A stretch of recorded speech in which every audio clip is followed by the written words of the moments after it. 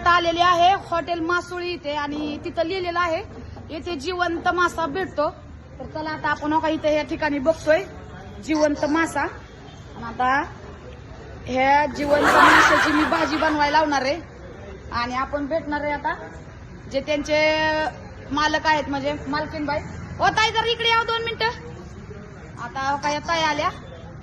ताई हा सोन्याचा मासा, हा चांदीचा मासा आणि हो का मित्रमैत्रिणींना हा लोखंडाचा मासा. तर ह्या सगळ्या माशांची भाजी बनवून द्या. माझं रेकॉर्ड झालं पाहिजे गिनीज वर्ल्ड बुक मध्ये. अहो खायच्या नाही राव. तुम्ही तिथं लिहिलंय जिवंत मासा भेटल मग काही मेलेला मासा आहे का? द्या होत आहे. किती पैसे वाटेल ती? ते पाण्यातले मासे खायचे असतात आणि हे पाण्याचे मासे शोचे कळत आहे. शोचे राव मासे असतात का? ह्यो मासा सोन्याचा दिसतोय, ह्यो लोखंडाचा दिसतोय, चांदीचा दिसतोय. अहो देत आहे बघा 50-50 हजार रुपये एक्स्ट्रा बिल घ्या पण द्या हे जिवंत मासे मला खायचे. अहो द्या ताई. अहो ताई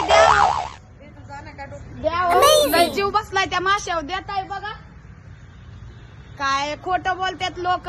बाहेर पाटी लिहिली जिवंत मासे खायला भेटतील आणि इथं आलं तरी हॉटेलची मालकीन बघा हाकलून लावती.